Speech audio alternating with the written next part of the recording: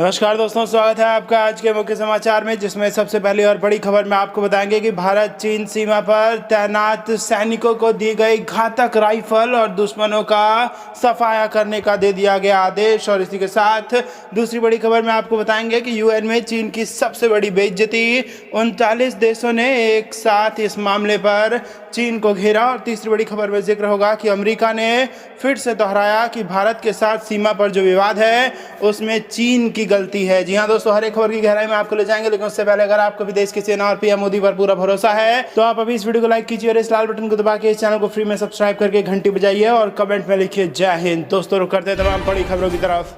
भारत चीन सीमा पर तैनात सैनिकों को दी जाएगी ये घातक राइफल, दुश्मनों का करेगी सफाया। जी हां दोस्तों, चीन से लगातार चल रहे सीमा विवाद पर भारत भी कड़े तेवर अपनाए हुए हैं। भारत ने हाल ही में बॉर्डर पर सैनिकों के लिए 72,506 सौर असॉल्ट राइफलें दी थीं। अब भारत ने 72,500 और राइफलों को मंजूरी दी है। इससे भारत के सैनिकों की ताकत में इजाफा होगा। हाल ही में आतंकरोधी अभियानों के लिए भारत जम्मू कश्मीर पर तैनात सैनिकों को 72,500 राइफलें दी थी। अब मोदी सरकार ने फास्ट ट्रैक प्रक्रियाओं के तहत इन राइफलों को मंजूरी दी है। इन्हें पूर्वी लद्दाख में चीन के साथ मोर्चे पर तैनात सैनिकों को दिया जाएगा। सरकार के सूत्रों के मुताबिक जिन इलाकों में सेना दुश्मन का सामना कर रही है, वही सरकार की योजना ज्यादा से ज्यादा और सबसे अच्छे उपकरण देने का विचार कर रही है। साथ ही पुराने सभी राइफलों की जगह आधुनिक राइफलें दी जा रही हैं। भारत सरकार लगातार बॉर्डर पर तैनात सैनिकों को मजबूती दे रही है। इसके लिए सरकार नई राइफलों को चीन से तनाव के बीच चीनी बॉर्डर पर तैनात सैनिकों को देने जा रही है। फिलहाल सरकार की 1.5 लाख अमेरिकी राइफलें आतंकवादियों से निपटने के लिए साथ ही सीमा पर तैनात जवानों को देने की योजना है।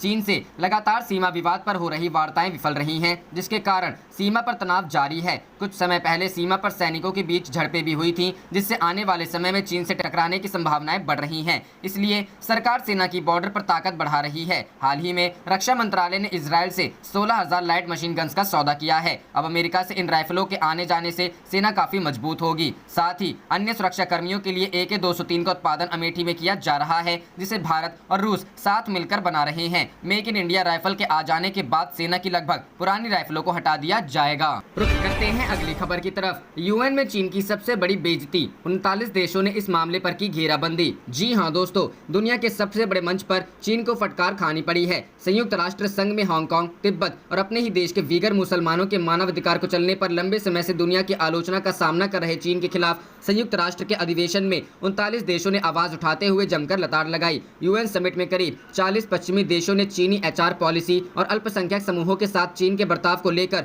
शी जिनपिंग की सरकार को आड़े हाथों लिया गया। शिनजियांग और तिब्बत का मानवाधिकार पॉलिसी को लेकर हुए मंथन में चीन को मुंह की खानी पड़ी। मंगलवार को आयोजित इस समिट में हांगकांग में लागू किए गए चीन के नए विवादित राष्ट्रीय सुरक्षा कानून के प्रभाव पर गंभीर चिंता जताई गई। अमेरिका, यूरोपीय देशों के साथ जापान ने भी यूएन के मंच से चीन के विस्तारवादी एजेंडे और संबंधित क्षेत्रों में अनाधिकृत चीनी दखल यानी घुसपैठ पर नाराजगी जताई है। सभी देशों ने एक सुर में कहा कि क्या चीन को ये सब करने की छूट दी जानी चाहिए या फिर इसे रोकने का कोई रास्ता निकालने पर सभी को जोर देना चाहिए। यूएन मानवाधिकार चीफ मिशेल बेचलेट समेत सभी देशों ने चीनी डिटेंशन सेंटर पर वीगर मुसलमानों के साथ हो रहे जुल्म और सितम के साथ बाकी अल्पसंख्यक समुदायों के उत्पीड़न को लेकर आवाज बुलंद करते हुए बीजिंग का चौतरफा घेराव किया। रुक करते हैं अगली खबर की तरफ। अमेरिका ने फिर दोहराया भारत के साथ सीमा विवाद की वजह चीन का आक्रामक रवैया। जी हां दोस्तों, भारत और चीन के बीच पूर्वी लद्दाख की सीमा पर मई से ही तनाव जारी है। अमेरिका लगातार इस तनाव का जिम्मेदार चीन को ठहरा चुका है। वहीं एक बार फिर अमेरिका ने इस तनाव के पीछे की वजह चीन को करार दिया है। अमेरिकी विदेश मंत्रालय के वरिष्ठ अधिकारी ने कहा, हिमालय में तनाव का कारण चीन का इस क्षेत्र में आक्रामक रवैया है। अमेरिकी विदेश मंत्रालय के अधिकारी ने कहा, अगर आप हिमालय में भारत और चीन के बीच जारी तनाव को देखेंगे तो आपको यह पता चलेगा कि अतीत में इन विवादों को हल करने के लिए अनकहे या अनलिखित नियमों का प्रयोग किया जाता रहा है। अधिकारी ने कहा, अब आप हाल के घटनाक्रम को देखेंगे तो पता चलेगा कि इस क्षेत्र में वास्तव में लोग एक दूसरे को पीट पीट कर मार रहे हैं। यदि आप एक चीज को देखेंगे जिसकी वजह से ये सब हो रहा है तो आप पाएंगे कि इसके पीछे की वजह चीनी सरकार द्वारा संपूर्ण परिधि में अचानक आक्रामक तेवर दिखाना है। गौरतलब है कि भारत और चीन के बीच हाल ही में सीमा विवाद गहरा गया है। दोनों देशों के सैनिकों के बीच सीमा पर हिंसक झड़प की घटनाएं भी सामने आई हैं। दोनों देशों के बीच सीमा पर तनाव 15 जून की रात को ही घटना के बाद अपने चरम पर पहुंच गया। 15 जून की रात पूर्वी लद्दाख की गलवान घाटी में भारत और चीन के सैनिकों के बीच हिंसक झड़प हो गई। इस झड़प में भारतीय सेना के 20 जवान शहीद हो गए। वहीं चीन ने इस झड़प में हताहत हुए अपने सैनिकों की संख्या को उजागर नहीं किया था। हालांकि एक अमेरिकी खुफिया रिपोर्ट में बताया गया कि इस झड़प में चीन के 43 के करीब जवान हताहत हुए थे। दोनों ही देशों के बीच सीमा पर हुई इन घटनाओं के बाद तनाव को कम करने के लिए कई दौर की वार्ताएं हुई हैं। हालांकि चीन के लगातार आक्रामक रवैया और सीमा पर पीछे हटने के अड़ियल रुख के चलते अब तक सीमा विवाद का हल नहीं निकल पाया है। करते हैं अगली खबर की तरफ। यूपी में बिना मास्क बाहर निकलने वालों की खैर नहीं, पुलिस को चालान काटने के सख्त निर्देश। जी हां दोस्तों, उत्तर प्रदेश में कोरोना वायरस के संक्रमण को रोकने के लिए मास्क लगाने और सोशल डिस्टेंसिंग के नियमों का कड़ाई से पालन करने के निर्देश दिए गए हैं। यूपी के अपर मुख्य सचिव नवनीत सहगल ने जानकारी दी है कि राज्य में मास्क पहनना अनिवार्य है और पुलिस को निर्देश दिए गए हैं कि नियम का पालन नहीं करने वालों का चालान किया जाए। उत्तर प्रदेश के अपर मुख्य सचिव नवनीत सहगल ने बताया, उत्तर प्रदेश में मास्क पहनना अनिवार्य है। पुलिस को सख्त निर्देश दिए गए हैं, जो भी मास्क का प्रयोग नहीं कर रहे हैं उनका चालान किया जाए। बता दें कि उत्तर प्रदेश में बिना मास्क के बाहर निकलने वाले लोगों पर पहली और दूसरी बार 100 रुपए का जुर्माना है। वहीं तीसरी बार बिना फेस कवर या मास्क पहने घर से बाहर निकलने पर 500 रुपए का जुर्माना देना होगा। इसके अलावा सार्वजनिक जगहों पर थूकने पर भी जुर्माने का प्रावधान है।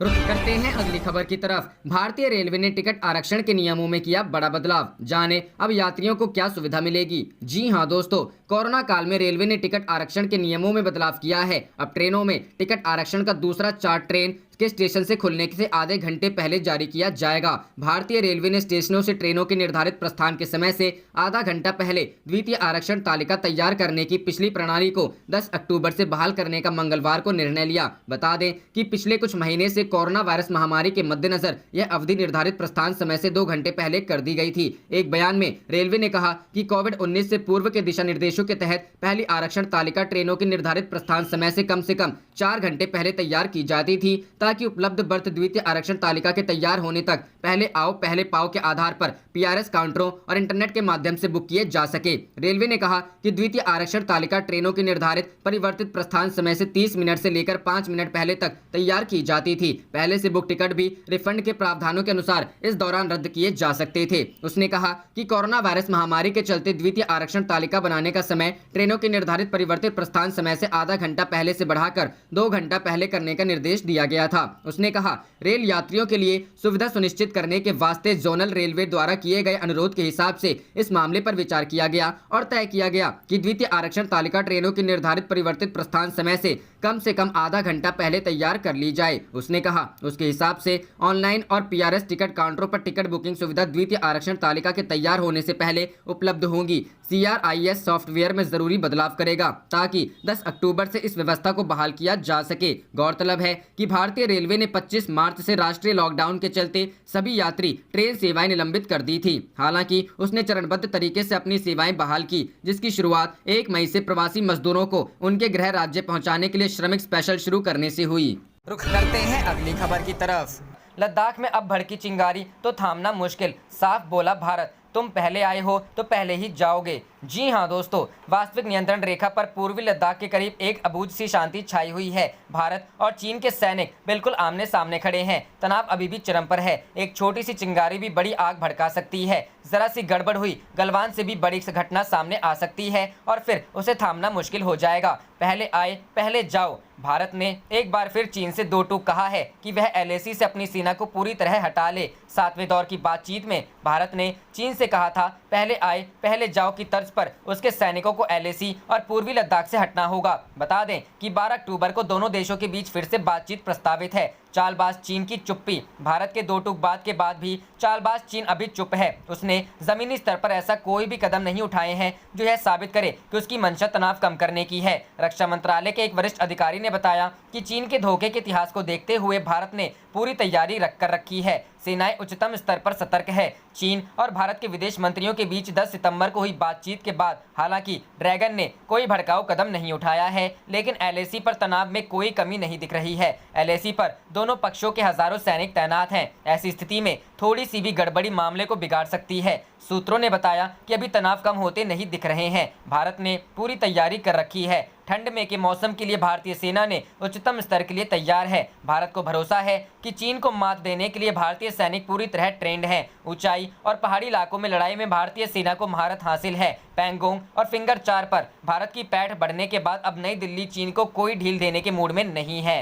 रुख करते हैं अगली खबर की तरफ। जापान के पीएम ने कहा, चीन की हठधर्मिता को रोकना कोरोना महामारी से ज्यादा अहम। जी हां दोस्तों, चीन की हठधर्मिता के खिलाफ आज जापान के प्रधानमंत्री ने अमेरिका और अन्य देशों के राजनयिकों से मुलाकात की। प्रधानमंत्री योशिहिदे सुगा ने मंगलवार को अमेरिका और अन्य राजनयिकों के साथ एक मुलाकात में कहा कि चीन की बढ़ती हठधर्मिता को रोकने के लिए उनकी पहल मुक्त और खुला हिंद प्रशांत कोरोना वायरस महामारी से उपजी चुनौतियों के बीच अब पहले से कई ज्यादा महत्वपूर्ण है। अमेरिका के विदेश मंत्री माइक पोम्पियो क्वाड समूह की विदेश मंत्री स्तरीय बैठक में भाग लेने जापान पहुंच चुके हैं। क्वाड समूह अमेरिका, जापान, भारत और ऑस्ट्रेलिया के तौर पर प्रख्यात हिंद प्रशांत राष्ट्रों के विदेश मंत्री कोरोना वायरस महामारी के बाद से पहली बार जापान की राजधानी टोक्यो में आमने सामने की वार्ता के लिए एकत्र हो रहे हैं। रुख करते हैं अगली खबर की तरफ। लद्दाख तनाव के बीच विकसित देशों में चीन की छवि हुई बर्बाद। 14 देशों के सर्वे का नतीजा जानिए। जी हां दोस्तों, पिछले साल दिसंबर से चीन ने जो दुनिया में तरह तरह के कारनामे किए हैं, उससे ड्रैगन की छवि बहुत ही खराब हो चुकी है।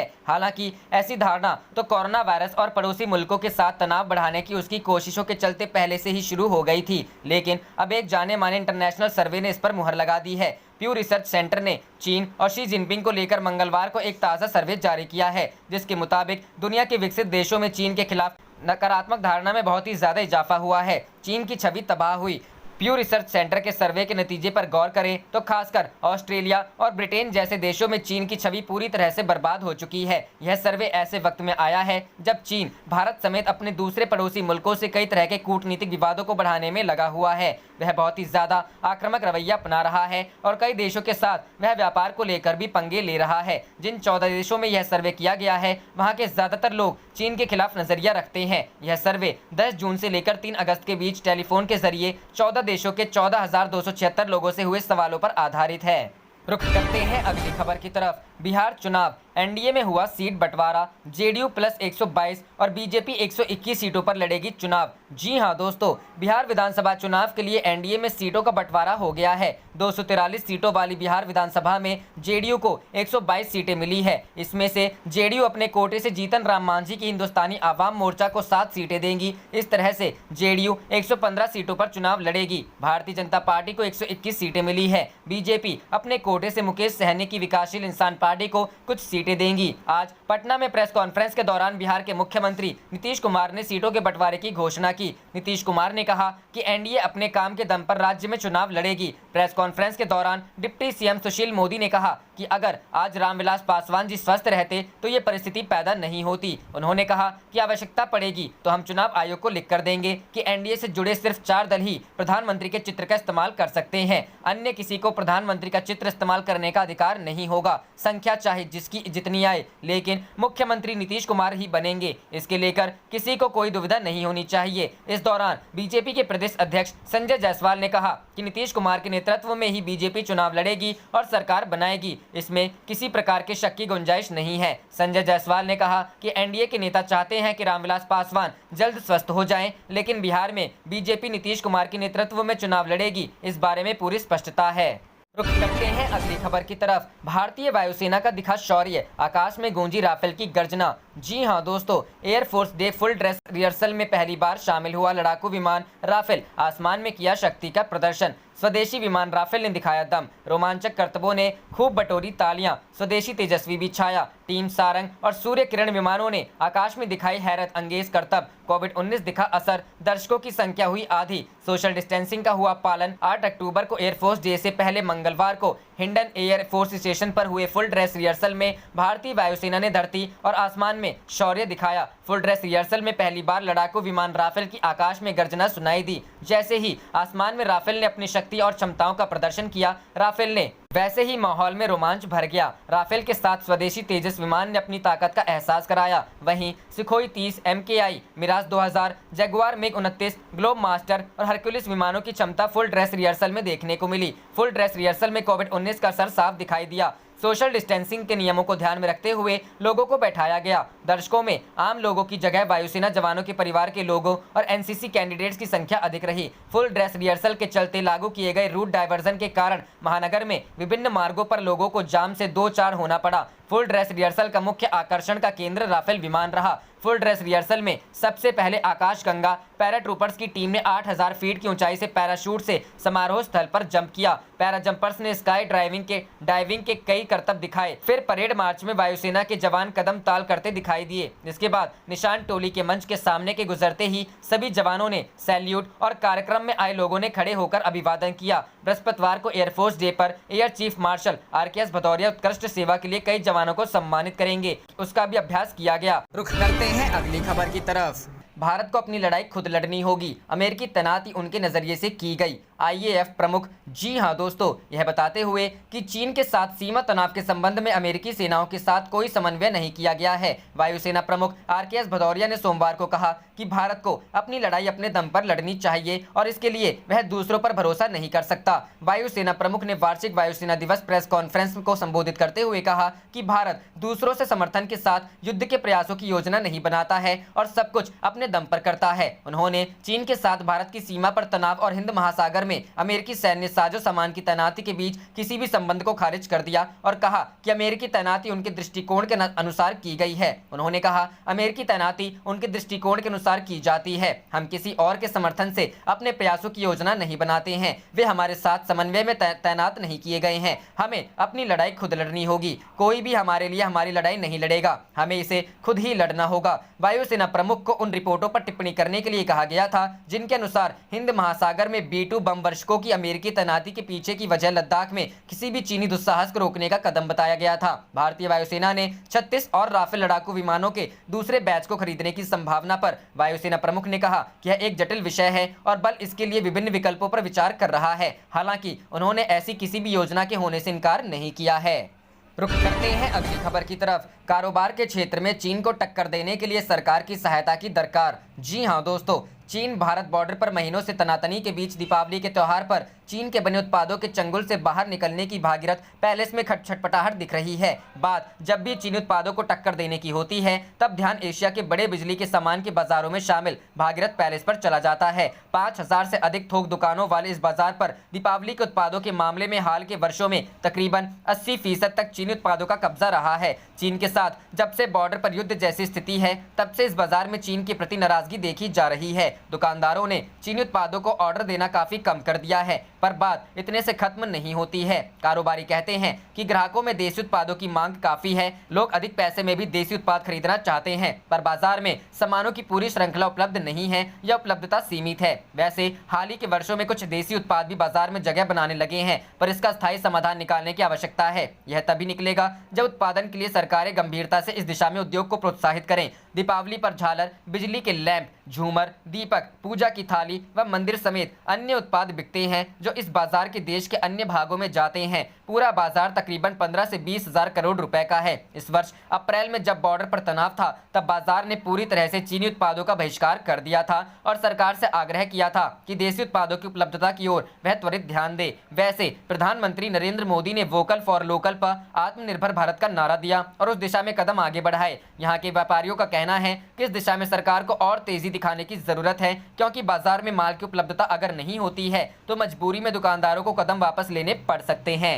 रुक करते हैं अगली खबर की तरफ। आ रहा महाप्रलय, यहाँ गरज के साथ होगी बारिश, जारी हुआ हाई अलर्ट, ठंड देगी दस्तक। जी हां दोस्तों, अक्टूबर का महीना शुरू हो चुका है और देश भर में मानसून की विदाई होने का समय आ गया है, लेकिन अभी भी देश के कई हिस्सों में मानसून सक्रिय है। देश भर के कई राज्यों में झमाझम बारिश का सिलसिला जारी है। इस बीच बिहार की सीमा से सटे पूर्वी उत्तर प्रदेश के जिलों में अगले 3-4 दिनों तक हल्की बारिश की संभावना जताई गई है। मौसम विभाग की माने तो इस दौरान गाजीपुर, बलिया, चंदौली और वाराणसी में हल्की बारिश हो सकती है। 3-4 दिनों तक जारी रहेगा ये सिलसिला। बताया जा रहा है कि मंगलवार से लेकर अगले 2-3 दिनों तक बारिश का यह सिलसिला जारी जारी रह सकता है। इसके अलावा बारिश के साथ बादलों की गड़गड़ाहट भी सुनाई देने की संभावना है। मौसम विभाग की तरफ से इसे लेकर किसी तरह की कोई चेतावनी जारी नहीं की गई है, लेकिन आकाशीय बिजली से लोगों को सावधान रहने की वार्निंग दी गई है। विभाग ने पश्चिमी और मध्य यूपी के साथ बुंदेलखंड और ब्रज क्षेत्र में बारिश की कोई संभावना नहीं जताई है। इन सभी इलाकों में मौसम साफ बना रहेगा और धूप सामान्य रूप से निकलती रहेगी।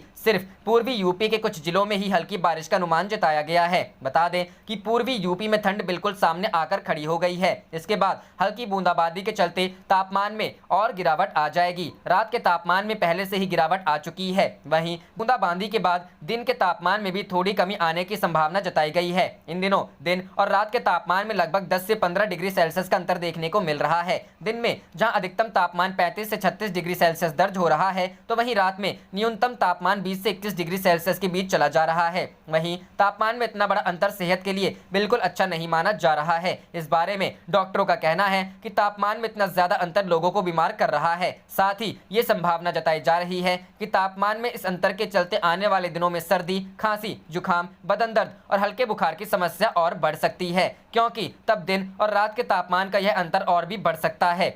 आप देख रहे थे आपका अपना चैनल जय हिंद जय भारत।